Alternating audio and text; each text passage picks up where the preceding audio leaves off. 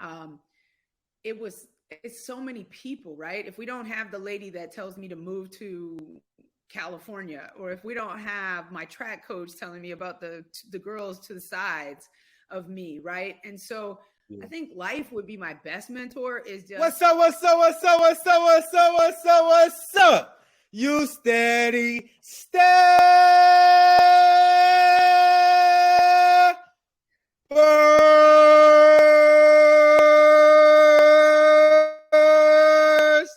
Let's go, let's grow. Welcome back to another amazing show. We have another amazing special guest today, and I would definitely like to say thank you to you, Brent, for coming on the show. But let everybody know who we got on the show today. Hey everybody, my name is Bryn Drescher. I am basically a mindset coach, right? And I work with athletes, entrepreneurs, and just helping people get the maximum value out of themselves to perform at the highest levels of their capacity. And I'm just happy to be here. Thank you so much, Destine, for having me on there. And I like to be called Coach Bryn, but you could just call me Bryn, of course, however you want to refer to me. Most definitely. Well, thank you, Coach Brent, for taking time out of your amazing day to come on the show. And before we get this show started, this episode was brought to you and sponsored by RGC. No job too big or small, just call RGC.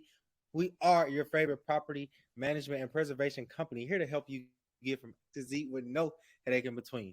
So we're going to roll into this show, and the way Coach Brent and I first met was through the morning meetup, which you guys know I talk about a lot in my podcast episodes. And she was the first one to really introduce me into the power of language. And man, when she introduced, because I took one of her challenges. So when she introduced me to the power and the value of the language that you speak out, it was just so game changing for me. So Coach Brent, what was your first reality check of you realizing that your language had a big impact on your actual lifestyle? Great question. I don't think I've ever been asked that before. I think for me, unfortunately, I can't remember some epiphanous moment, right? Like some big aha. But I know that I realized, even though I'm a generally positive person, what I noticed was sort of the way that I would talk when it would be in relation to me versus when I would be talking to somebody like you and be like, yeah, you got this, you're amazing, right? Because a lot of times we're really good at giving, but not always good at receiving, or even seeing others, but not seeing ourselves. So I think it would just kind of like noticing the inner dialogue that was going on, and noticing how much maybe a can't would be there, or a won't, or the shoulds, right? The self-judgment of what I should be doing, what I'm not doing. But in particular, sort of the comparison stuff, right? Just like, oh man, I'm not like them. I mean, I want that, but I don't have this. So I think just overall, once I sort of amped up my awareness of what was the content of my conversations, and then also having amazing people around me who would spit back my words at me. So, you see, that's always fun, right?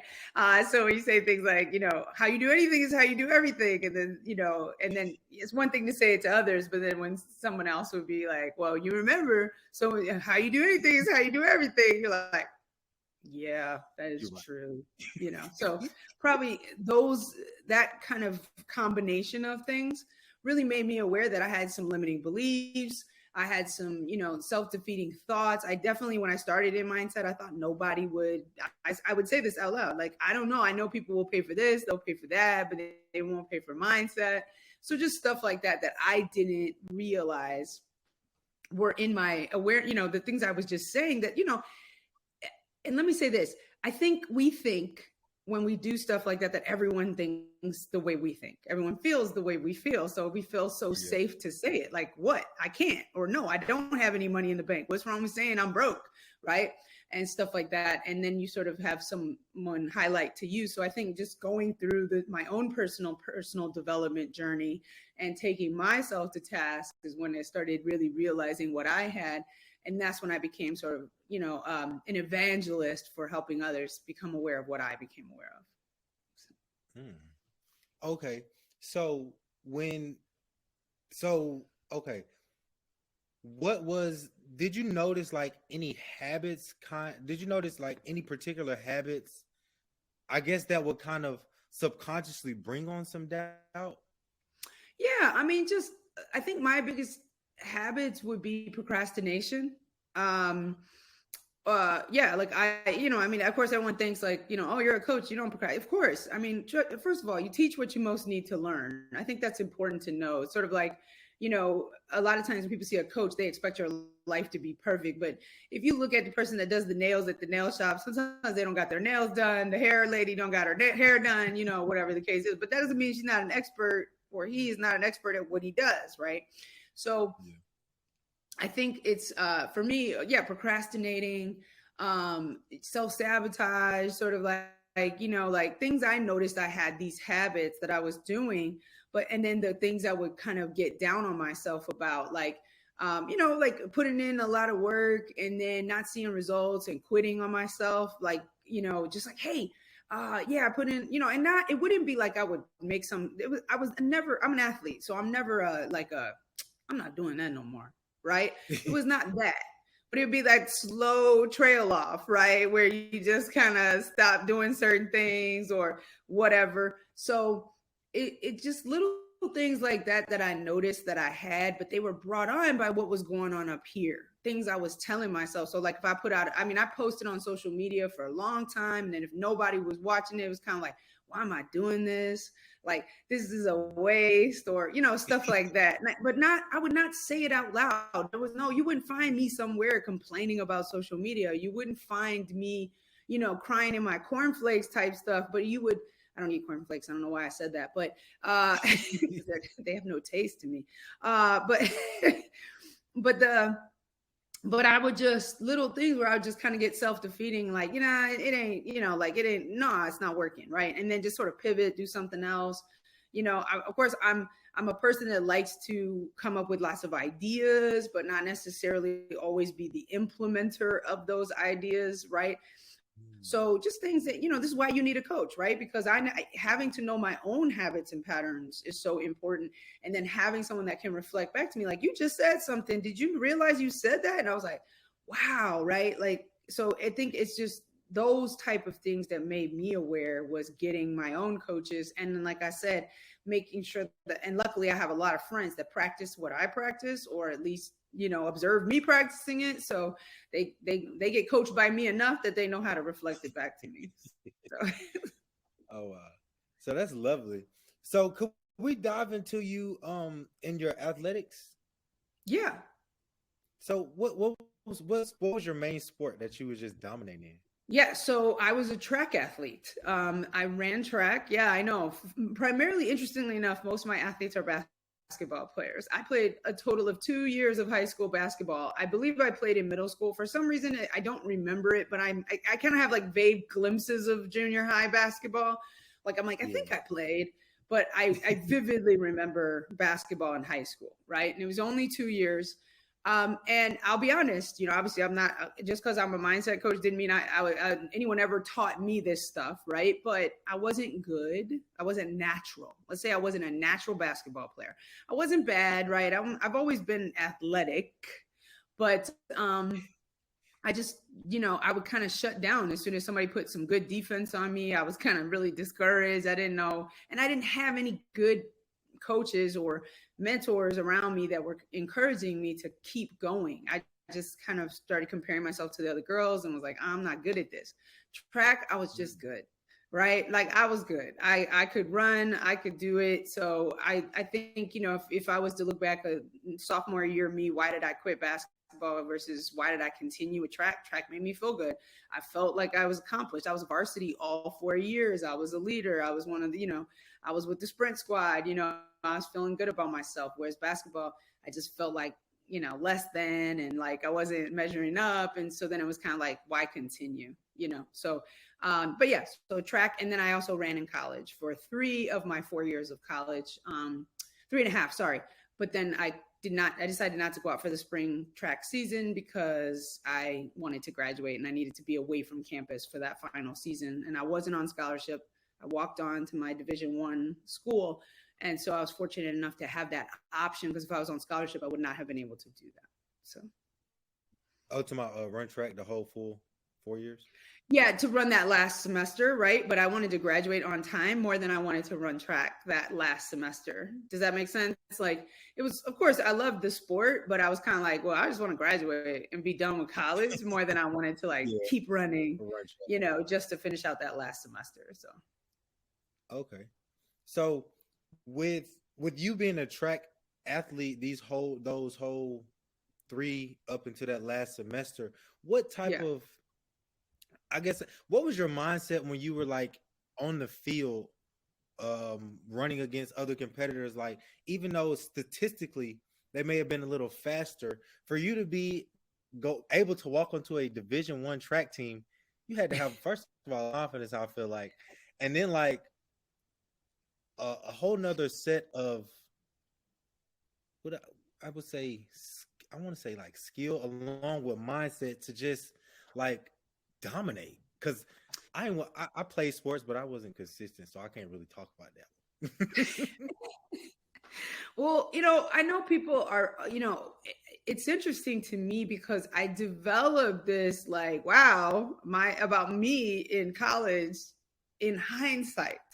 But I think everything happens for you, right? So I chose Michigan State University because of the education. I did not choose it for athletics because, again, I wasn't on scholarship. And so I knew I wanted to probably continue as an athlete, but the people that were offering me scholarships were not, those Division I schools. So I was sort of like, okay, I guess, I'll just go out for the track team. I thought that's what you did. I didn't know that's not like normal for people to just walk on to a Division I team. So I know it doesn't exactly sound as, wow, as people might want, but I want to be honest about that because I just was just like, and I think when I look back and, one of my favorite quotes by Steve Jobs is, and you can't connect the dots looking forward. You can only connect them looking backward.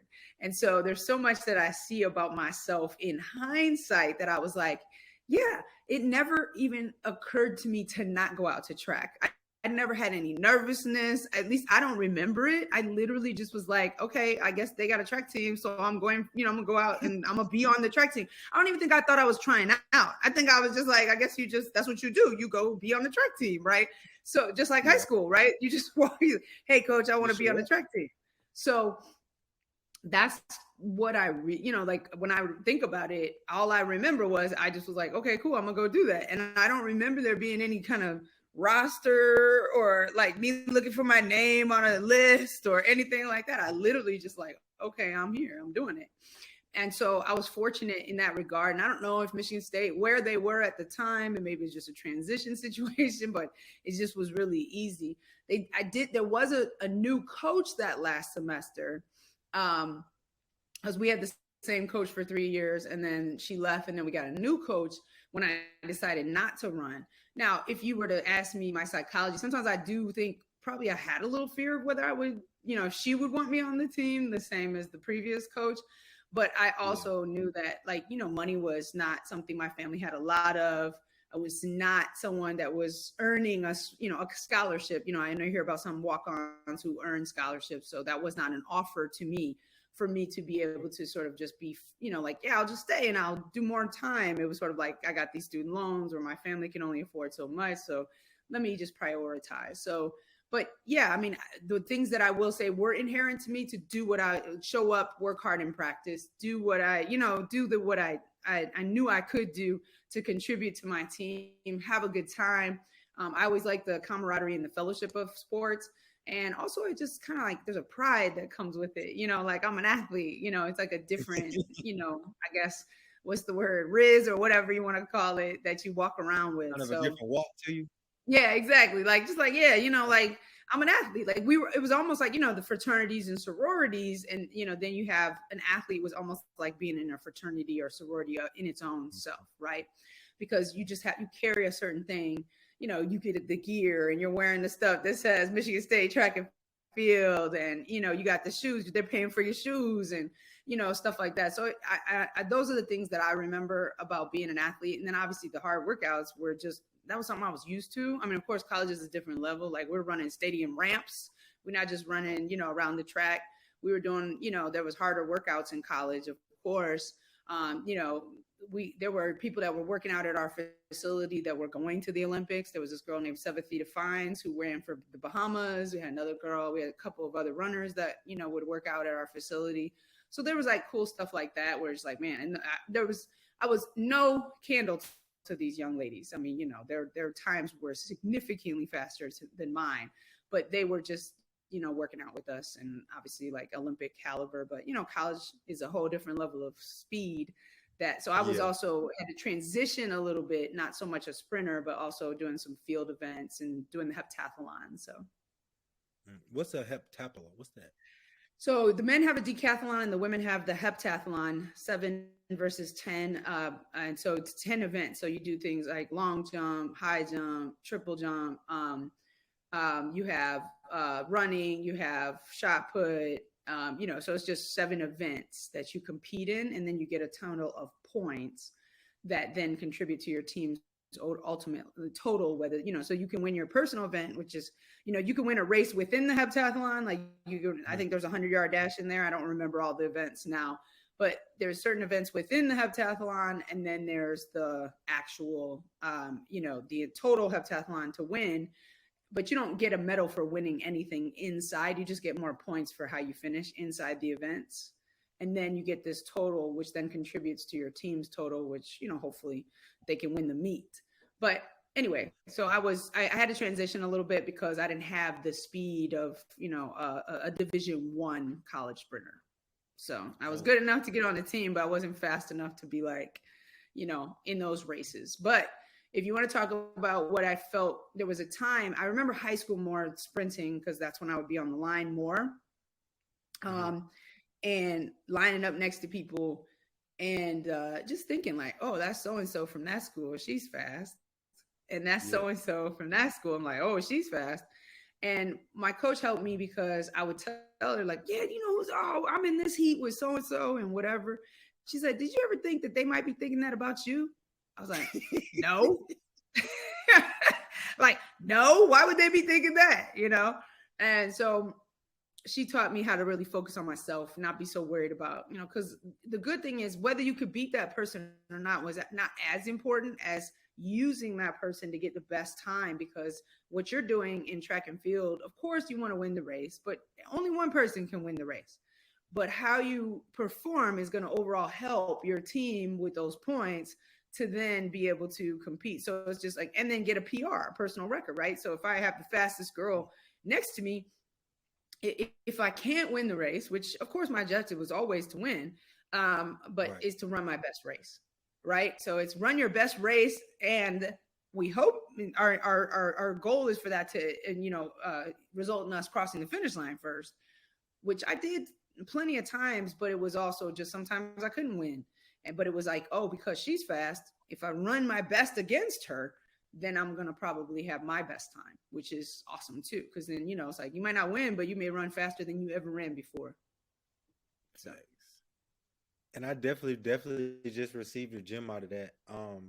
That I don't know if everybody caught, but what I received out of that is no matter the race that you run, and even if you don't come in first, if you run your best race, you can only get better, because we know we're going to be in another race. So if you make a new personal best every time, you're going to win the race eventually, because you keep improving. So with improvement comes that goal that you really want to achieve. So I'm definitely grateful for that gem that you put out in that one. What was your so when you graduated college, what did you go into after that?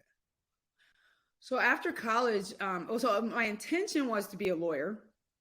What? At some point, I was under the misguided illusion that I wanted to be an attorney.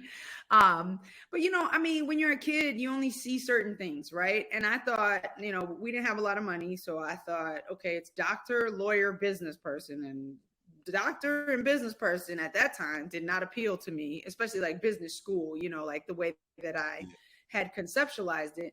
So lawyer, I was like, oh, I'm good at that. I can talk. I can do this. And I liked what I saw on television. Of course, kids listening, being a lawyer, what happens on TV and what's real life, totally different, right?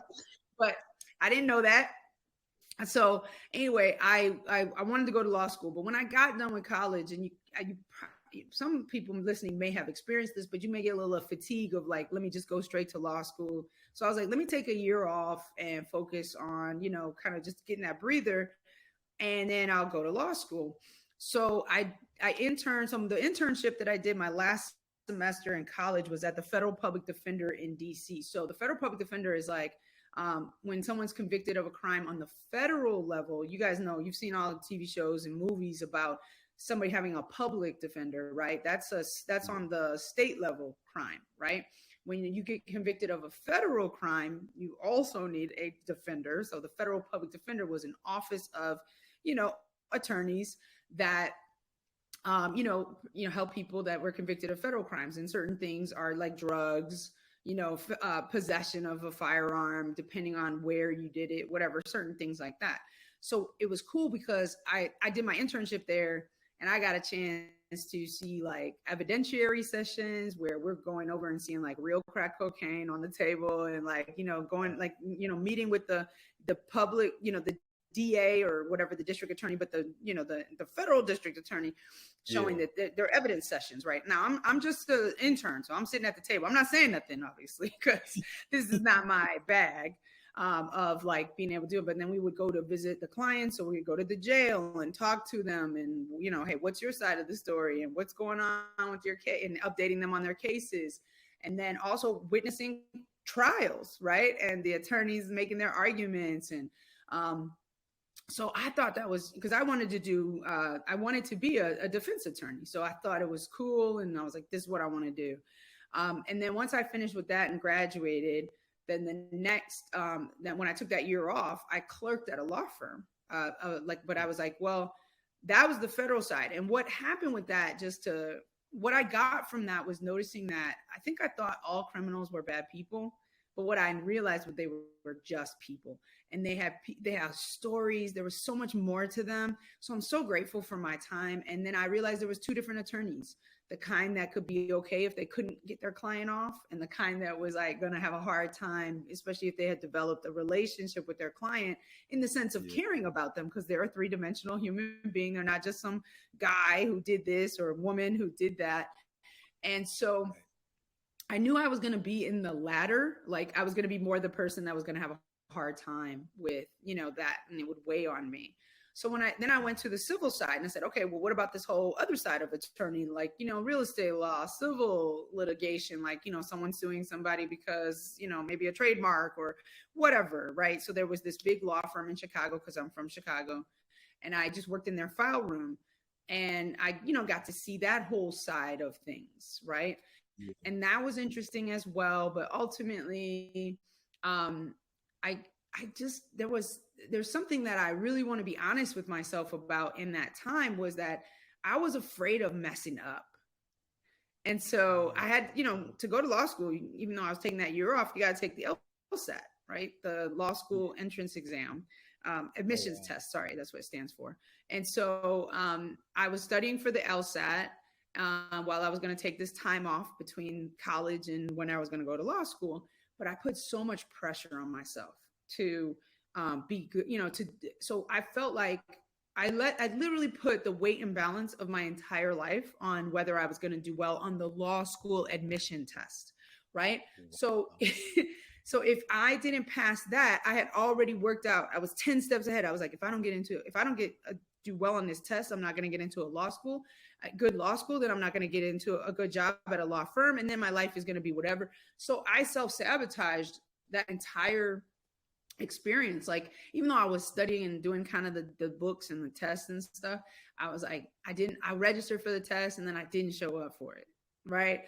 And then it turned out, this is a funny story, just because I think it's important for people to know, right? Because it's like, just because you teach mindset doesn't mean you were perfect or you had it all together. And I mean, obviously you don't know no one has ever taught you. Right. But, the universe, was coming through for me, and it actually snowed the day of that test. So even though I didn't go, I didn't know that it had gotten snowed out. So I get this email like, oh, sorry, you couldn't take the test. You can reschedule, right? Like up until this date. So procrastination, right? Because these patterns didn't just birth themselves, right? They come from years of practice, right? So I procrastinated until what I thought was the last day to register for the LSAT. And then I went to go register, and the deadline had been the day before. Yeah. So for my reschedule, right? So yeah. So then I just decided to get a job after getting, quitting the law firm thing. And then I was just like, well, I'm just going to take a year and, work and make some money because, I got to live and all that. And funny enough, my dad had said, like, you shouldn't take a year off. You'll probably never go back. And I was like, you don't know me. And yeah, I never did. So, but even though, yes, that was partly the reason, right? My fear, but I think I also ultimately figured out that I think I knew probably on some level that what I saw when I was working at that file clerk thing, I would leave the office because I was a 9-to-5-er, right? But there'd be lawyers at their desk ordering dinner to their desks and their first year associates. And it was just like, they had spouses, families, and they'd just be sitting at their desk, doing whatever they had to do. And the partners could go home early, but these partners were, these guys have to be 50, 60 years old and, and their names were on the building. So it was just realizing that maybe this wasn't, even though I thought that's what I wanted, I'm grateful for both of those experiences because I think it taught me, again, in hindsight, when I really decided whether I wanted to go back to law school, realizing that I don't think that's for me. I don't know what I wanted to do, and then that's when I sort of started discovering through just living and being exposed to things, personal development and, like mindset coaching and stuff like that, but like getting it and going to conferences and stuff, not necessarily being a coach, but I really fell in love with it. And I found speaking and, I wanted to be an actor when I was a kid, like, young when I was coming up too. So it was just certain things that I was just like, yeah, this is more me. Right. So yeah, but yeah, I went through business, working enterprise, rent a car and getting jobs to make money. And I was making a lot of money, and money is, of course, can be very seductive. And so I was making money. That also helped me not make the decision to go back to school right away too. Like, I'm making money. I ain't worried about school. Yeah, exactly. Like, oh yeah, I'll get back to school. I'm still gonna do it. But 1 year turns into 2 years, and then but there was a time that I had that come to Jesus moment where whether I would go back, and then I ultimately that's when I really realized it wasn't what I wanted to do anymore. Man, that's beautiful. Because like in reality, like you were speaking about earlier, that perception that we have as children and where we see ourselves at when I graduate high school, I'm going to be this. And when I graduate college, I'm going to be that. To me, those are one of those moments that once you in the actual moment of graduating, you're like, man, I'm here now. It's like, damn, do I really, really still want this? Yeah. Because I've had those moments too before, like I've asked for something and then I'll be in the moment and it's like, I didn't really calculate all these things that come with this and what I was asking for.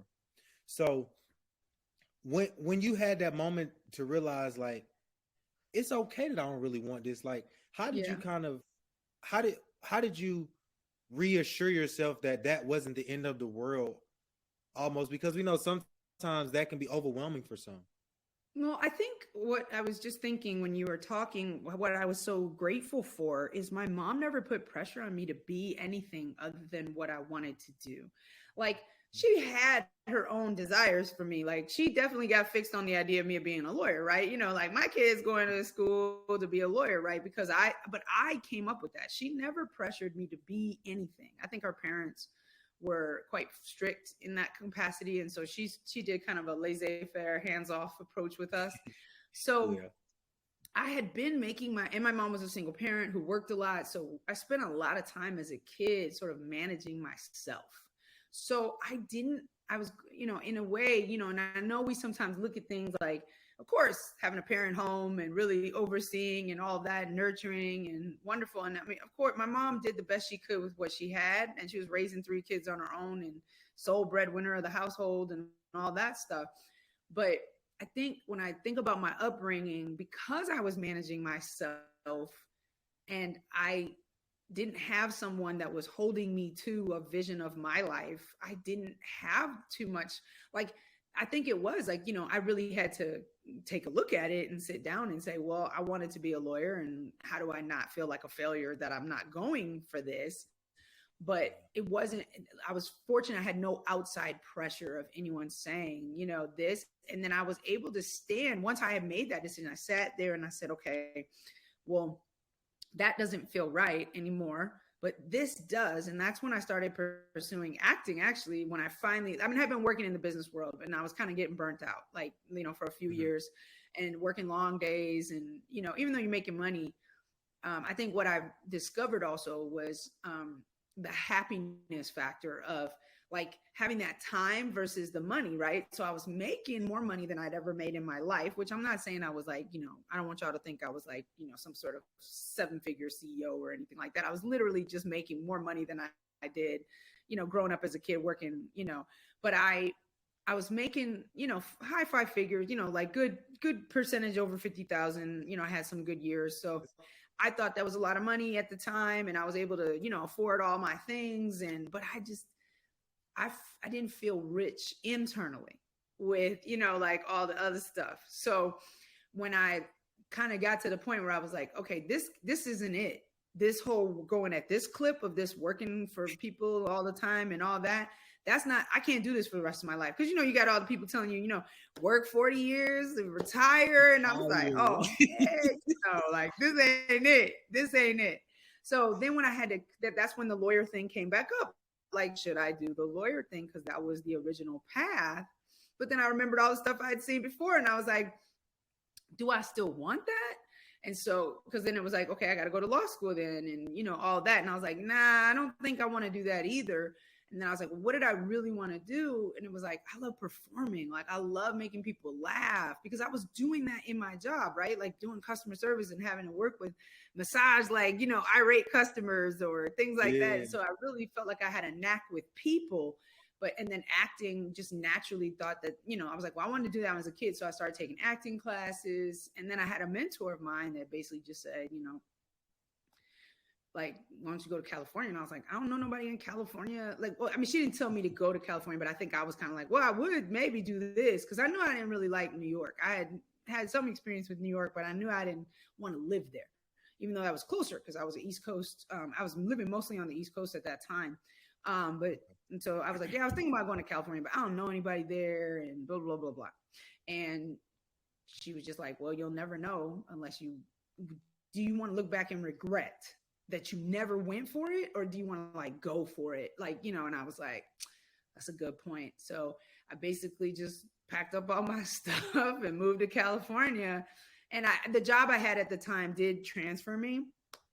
So that helped. I was working at a bank because I quit. I needed more hours because I realized working long hours I didn't like. So I started working at a bank because I thought the bank was going to have less hours, but they eventually expanded their hours. But I transferred working for the bank, but then I was going to go to auditions. But if you know anything about acting, you really can't have a full-time job and act, because you can't tell your boss I'm about to step out for an audition and be gone for 2 hours because you got to go through LA traffic and whatever. So It was not conducive. So I did end up quitting that job and then pursuing acting, believe it or not, for a very short amount of time, because I didn't like that either. Like the whole, like going to these auditions. So, I did to my credit, excuse me. To my credit, I pursued things I was interested in, but when it wasn't like something that filled my spirit, and I don't know where I got that from, I was just like, nah, this ain't it. And sure, one could possibly say that if I had stuck with it, I would have found some love and, whatever. But I eventually, I took stand-up classes. I took improv. I did stand up. I did, a little bit of acting. I went to commercial auditions. I did all that. And then I just started working for myself. And then when someone gave me an opportunity to go to some self-development workshops, and that's when I was like, what they're doing up there, that's what I want to do. I was like, that is combining, because I can have a mic in my hand, so I can still control what I say. inspire people, change people's lives. So it's like when I saw someone do that, that's when I was like, that's for me. Man. And you really just bought me some really, really solid affirmation, because a lot of time in society they say, or they try to, they want us to believe that if you don't stick with nothing, you'll never be successful.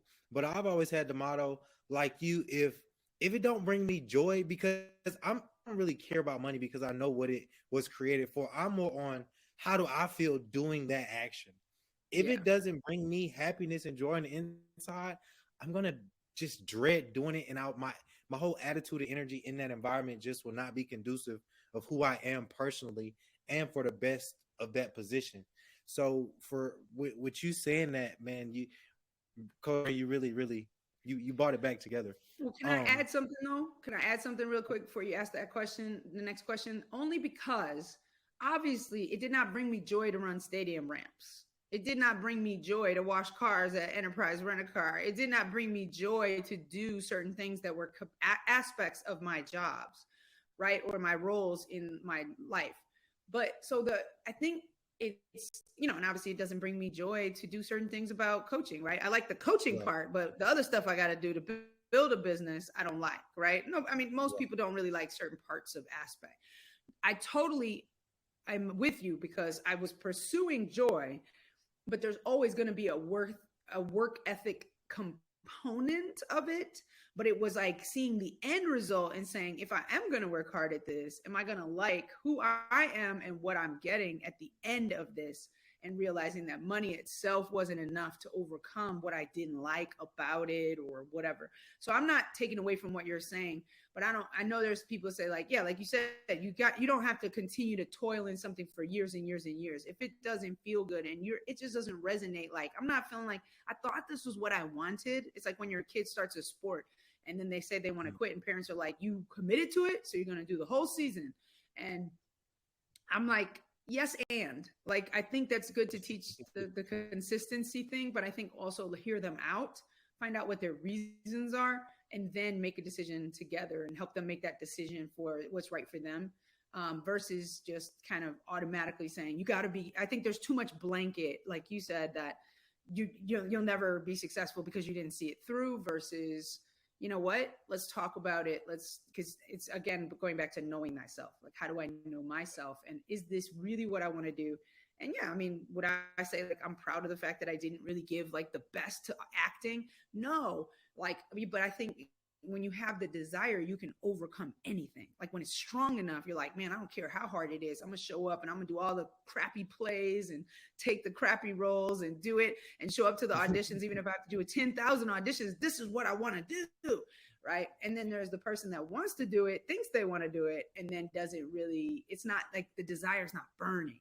So I think it's more the burning desire that has to be there to overcome the parts of the hardness in the beginning, that to then to see somebody on a, seeing like a Kerry Washington on the screen and being like, hey, I want to be like her. But it's like, you don't know what Kerry did all those years to become what you're watching on the screen. So that's facts.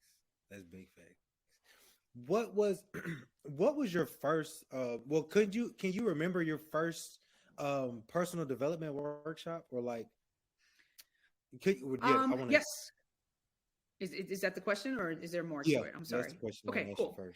100%. Well, I don't know if it was my first ever, but it was the first one. Okay, so I was reading when I first got to LA, and we've all Destine, I know if you've been in entrepreneurship world this long, you've been recruited into a multi-level marketing organization, right? Long time ago, like I was about 19, the first one I got. Yeah, exactly. Just don't know nothing. People like, you can make so much money, right? So someone attempted to recruit me into a company called, there was Prepaid Legal, but this wasn't Prepaid Legal. This was World Ventures. And it was a travel company, right? And one of the things I wanted, I was like, I want to see the world, right? So they were like, oh, you can travel. It's all this stuff, right? I was never successful in it, so there's no point in talking about the World Ventures part. But the young lady was an actress wanted to make money so she could pursue acting, because that's the big thing with MLMs. They teach you, which I believe they're valuable organizations, and they do help people make money. And so I'm not here to talk bad about them. But, they sell you on, you can pursue your dream after you build this business, and then you'll be able to freed up to do the thing. Right. But I was like, I don't want to build this. I want to go do that. Like, I want to go do the other thing. You trying to get me to go do this, but to pay for that. But I'm like, I don't want to do that. Even though, funny enough, that's basically what we do with our 9-to-5s, right? Build all this money to be able to go do this. So it's the same model, but people are like, oh, it's so different when it's an MLM. But anyway. And of course, that's not talking about pyramid schemes, which are something different. But anyway, so she gave me a book, and it was Secrets of the Millionaire Mind, which we ended up reading in the morning meetup. And because they give it to you because it's a marketing device, right? You give it to somebody, you read it, and you're like, oh. And then in the book, he's just plugging this thing called the Millionaire Mind Intensive, which is just a 3-day workshop for you to go. So I was like, oh, when I'm reading it, right, I've never been exposed to anything like this before. So I'm like, I just kept being like, man, I want to go to that workshop. But he's saying it's like $2,000. And mind you, I had already probably quit my job at this point. I'm an actor. So, money's not super flowing like, right. like you got crazy. What you got coming in.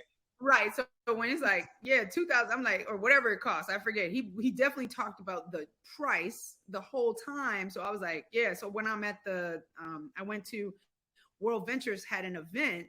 So she gave me the book. I went to Texas, stayed with my best friend because she lived in Texas. And while I was waiting around, because I was there by myself, because my best friend wasn't involved with any of this. So I went to the conference by myself. This wasn't the Millionaire Mind Intensive. This was the World Ventures thing. Okay. I was reading the book, and I kept being like, oh, I want to go to this conference, this thing that they're talking about. I want to go to this. Right. And so I remember saying to somebody at the World Ventures event, I was like, man, I want to go to this thing, but it's so expensive. They were like, oh, actually, it's only $97. He's just giving you the value, right? But like, if you just, you sign up, it's like almost like he'll charge you that money if you don't show up or something like that. I was like, oh, really? Okay, bet, I'm going. And it happened to be one coming up in LA, like not too long after that. And so, yeah. But remember when I told you that when I saw the person on stage and I was like, I want to do that? That was at the World Ventures event. It was a guy who was a motivational speaker, but also a trainer for World Ventures. And he was dressing up and doing like little like experiment, like skits that were supposed to teach people stuff. Like, and I was just like, oh my God, that's what I want to do. Right. So, but when I went to the Millionaire Mind Intensive, it was just, I was so enamored by all the stuff. They were just breaking down the mindset, and money was something I never had. I just had all this. I just remember there was crying, there was laughing, there was like that high of the camaraderie. It was all the stuff. And I ended up signing up for their like year-long thing called Quantum Leap, which is supposed to help you like really change your life. So that was $30,000, which I did some really good negotiating to figure out how to pay for that. But yeah, I don't even know. Like, I was caught up. I was like, yeah, okay, let's do it. $30,000. And I signed up for so anyway, but yeah. So that was my first personal development, like really big exposure. No, it was 3 days. It was so powerful, and you just get high in that room, and then you just want to keep it going. And so that's what I ended up doing. And they had a course called Train the Trainer that was right after that, and that was where you taught people how to be a great facilitator on stage. And so I got professionally trained to be a great like kind of speaker trainer, and I loved it. So wow. So that means you still been using some of them gyms that you got along. That's why when I was the morning meetup, you guys are like, wow, Brent. I'm like, man, I've been doing this like yeah. Because I remember the first time I came on the morning meetup and saw you, I was like, wow, yeah. She's a burst of brightness. Thank you. Because I've been realizing like you definitely get to become someone else when you put yourself in that uncomfortable situation, even though in our mind we really want to be up there. You definitely get to become a whole nother person, because it's like you're not in the crowd no more. The crowd is looking at you. So it's like you control the flow, you control the energy, and you just you have so much, I guess, say authority in that time to really just either bring it up or down. So I think that is very, very dope. I did a TED talk called "Stages Are Elevated for a Reason." A TED style talk. I haven't done TED yet, but I did a TED style talk, and it was like, because there's something that happens when you're elevated above an audience in the psychology of the mind of the audience.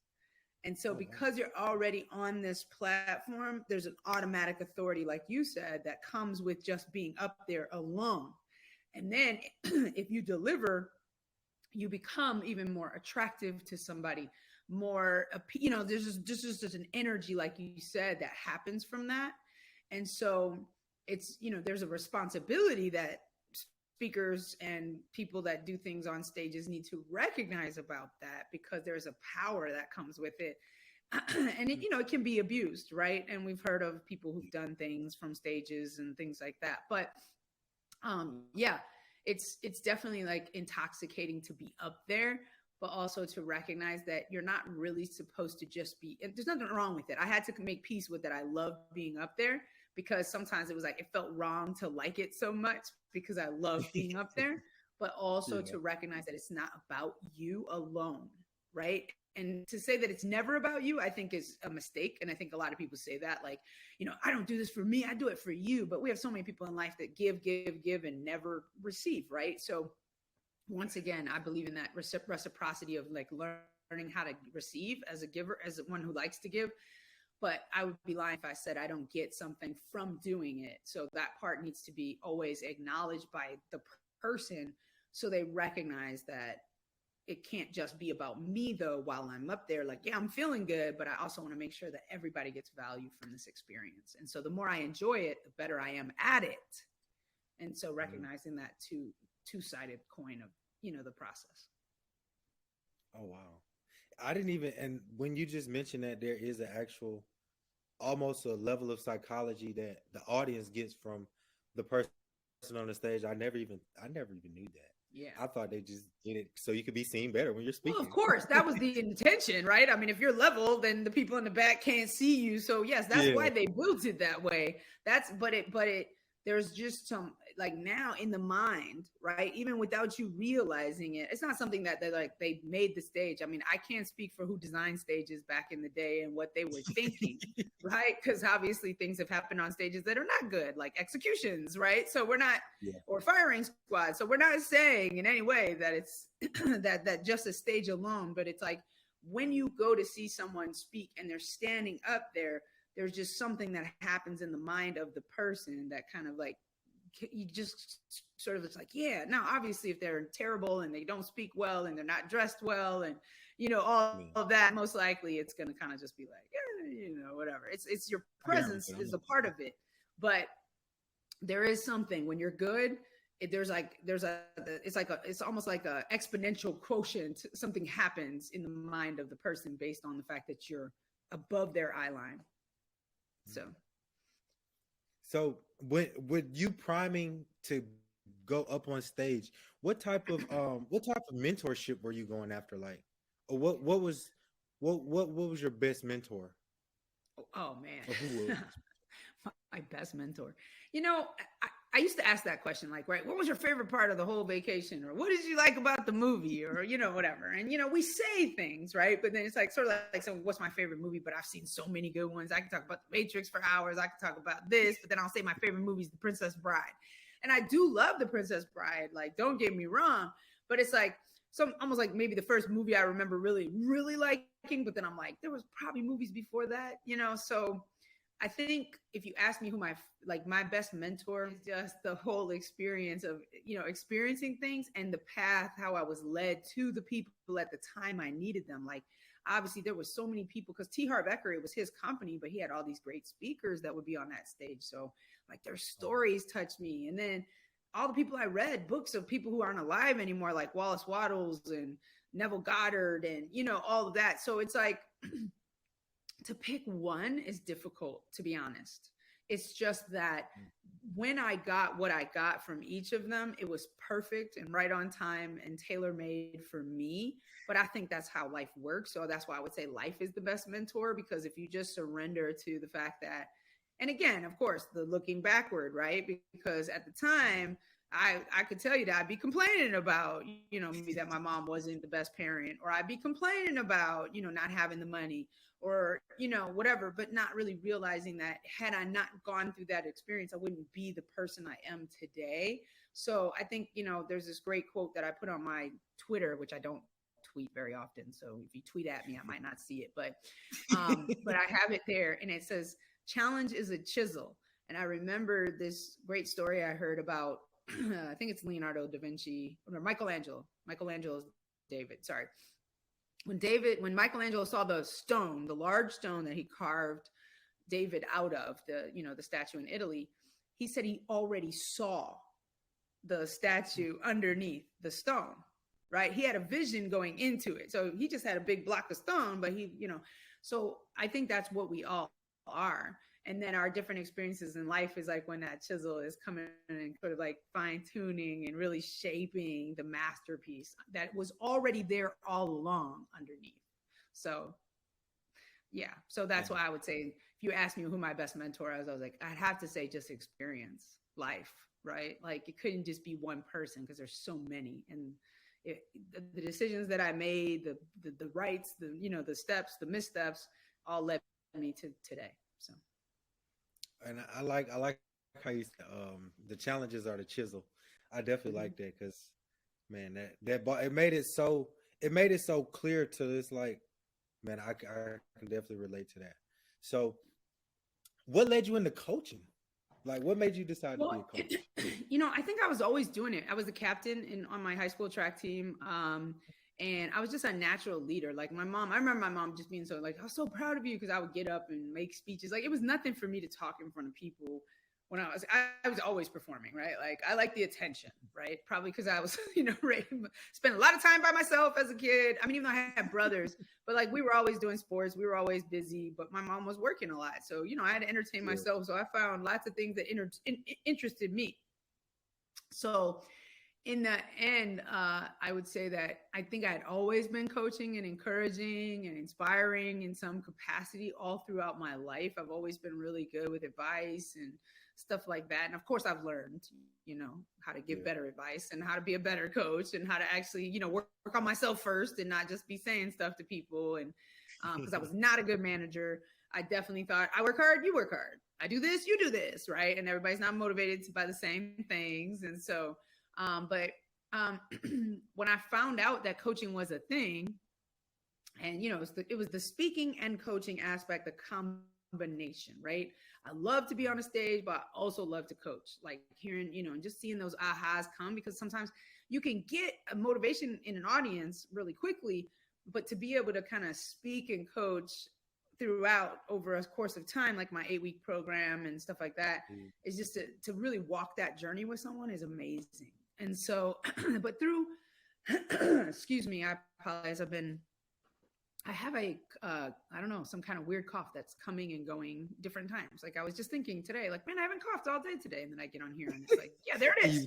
There, tell me. I was like, that's what I did. I re-spoke it up. Thanks. Good job, Brian. But anyway, but from that year-long quantum leap thing and being exposed to a lot of coaches and speakers and stuff like that, but if you want to know how I got into coaching athletes, a mentor, someone that said, "Have you ever thought about coaching athletes?"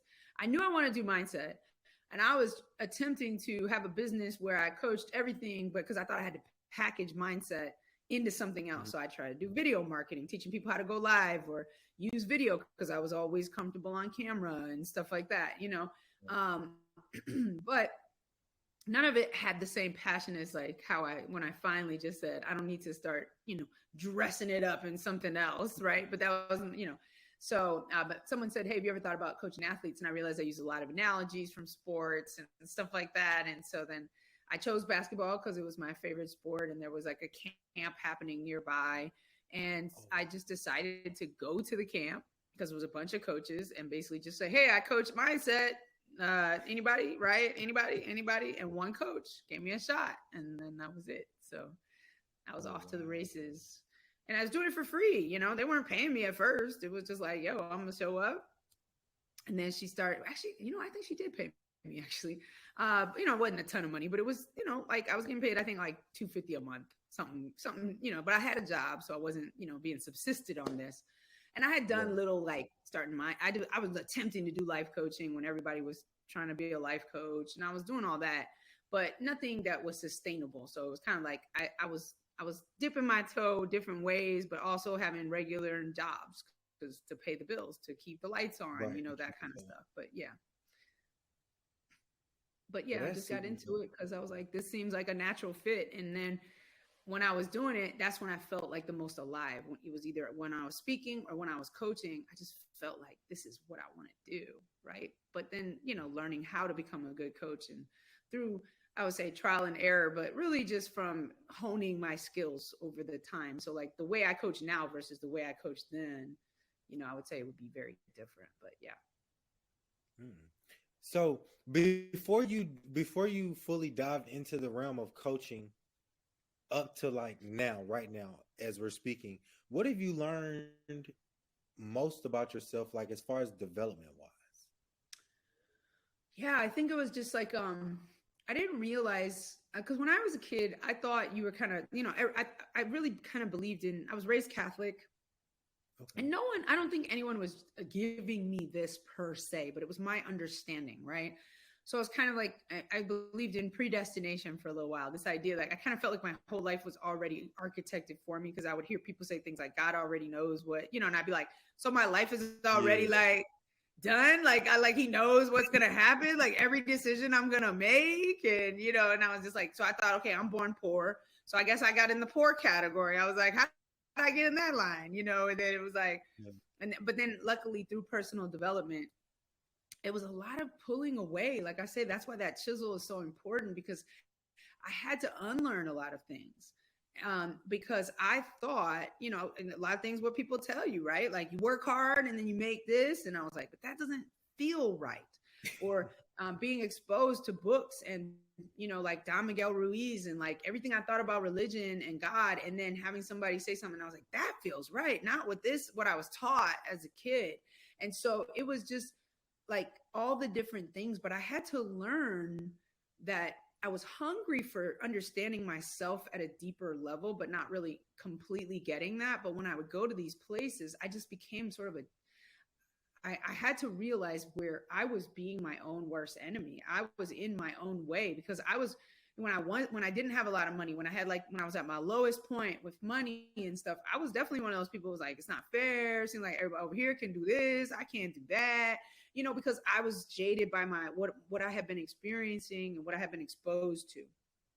And then as I got exposed to more and different mindsets from the choices I was making and the opportunities I got, I started seeing like, wow, I really didn't realize what I didn't know about the world, and being and like I said, giving myself permission to just follow what I felt was right and not having that.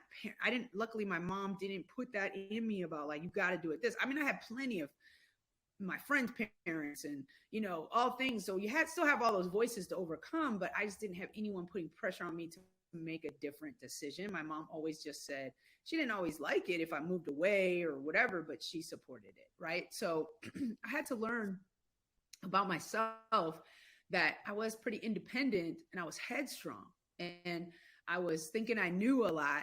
And obviously not so much of a filter here at certain points in my life. And so, writing checks that my butt can't cash, not get into fights or anything, but saying things that weren't as well thought out and, stuff like that. So just really understanding that I'm impulsive.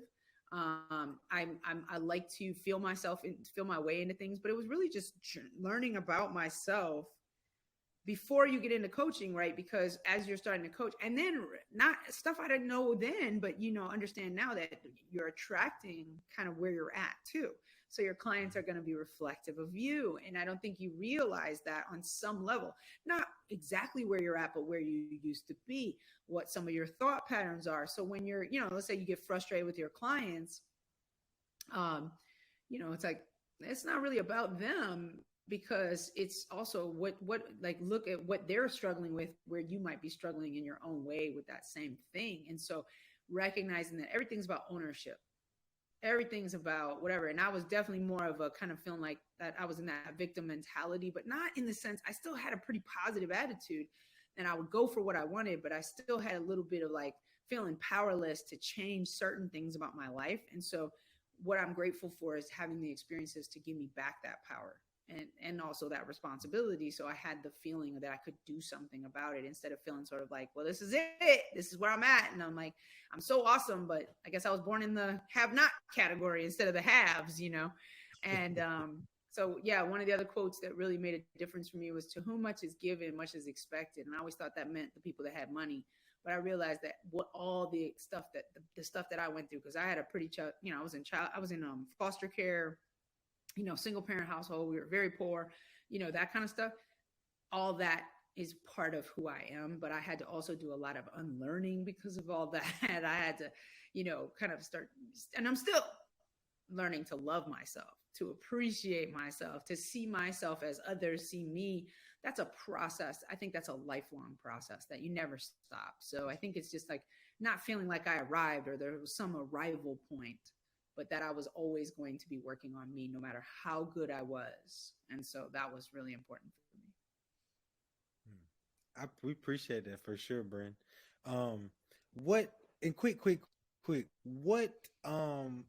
What practice have you used that has really helped with your self-love? Oh man, affirmations is a big one, but also you really have to work on. Affirmations are great, but it's sort of like pouring a lot of clean water in over when there's dirty water, and then just expecting the dirty water to go away. So also just examination and observation of what was going on. So I have to sort of observe my self-talk, observe my thoughts, my patterns, all of that. So really just reflection on myself, self-reflection, and, you know, really recognizing like, wow, I don't choose myself, or I don't, you know, that kind of thing. So really that, and then being able to put in the good fuel of like the better self-talk, the better affirmations, and then, you know, just continuing. I mean, like literally if I'm sitting here, you know, on this podcast, right? Like thoughts still go through your mind, even though you're talking, like you're listening to me, you've got thoughts, right? Yeah. And you've got also the global awareness of, oh yeah, this podcast might be running long or short, or like, you know, I didn't get to talk as much, or who knows, right? So having to really observe myself and then take myself to task, not in a beat up way, which I've done in the past, but to really understand myself, to not beat myself up and be like, why'd you say that? That was so stupid. But like now understanding what has helped me love myself more is just to say that my thoughts don't have any meaning except the meaning that I give it, but the thoughts are going to come, and they're coming up for a reason for me to see it and then release whatever is sort of the root of that. Like, what's that really about? Oh, I don't want to let anybody down, or like going back to when I didn't take the LSAT. I just want to be right. I want to do good. So I'm a good kid. So I'll get love. So having to understand that love's not performative. I don't have to be good to get love. And so that was so valuable for me, was sort of letting go of a lot to then add in the good fuel. Man, for sure. And thank you, Coach Brent, for just really taking the time out of your day and sharing a part of your life with us. Because the beautiful part about the experience of life, that if you're intentional about, everybody can learn something from just about anybody if you're willing to listen close enough to the story that they have to give you. So how can everybody connect with you if they want to take their mindset to the next level? Yes, absolutely. So coming up in May, I don't have the exact dates, but I do have my, I think it's going to be the second week in May, maybe, but second or third, but we're going to do the Take Your Mindset Pro Challenge, which you did. And that's that one. That's what I was telling y'all about. Yes.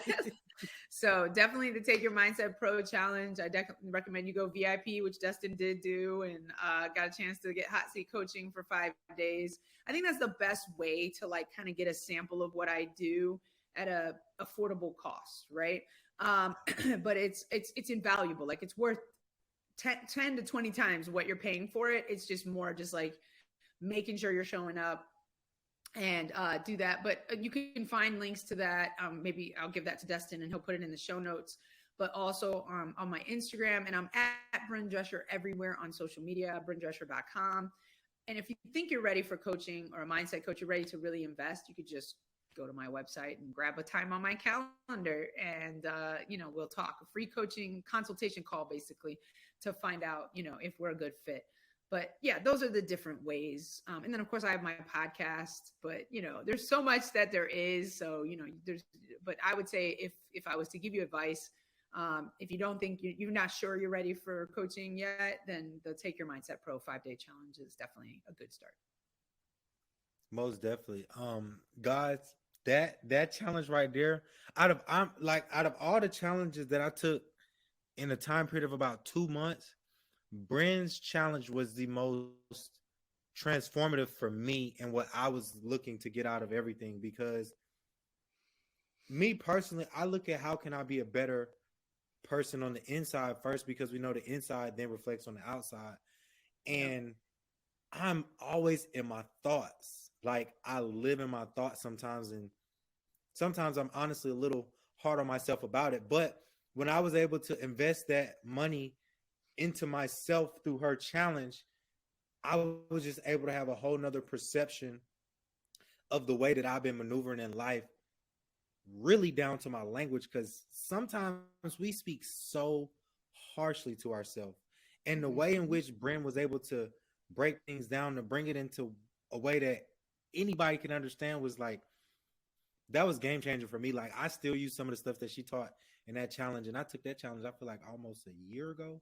Yeah, and it's still, and it's still helping me to this day. And I ain't even went all the way and invested in the coaching yet, but I know when I do, it's even more up.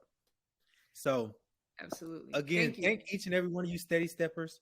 Thank you, Bryn, for coming and spending some time with us on the Steady Stepping Podcast. And I can't wait to see y'all on another amazing episode, or even whenever we meet up in the streets. So peace and blessings to each and every one of y'all. We will see y'all on the next show.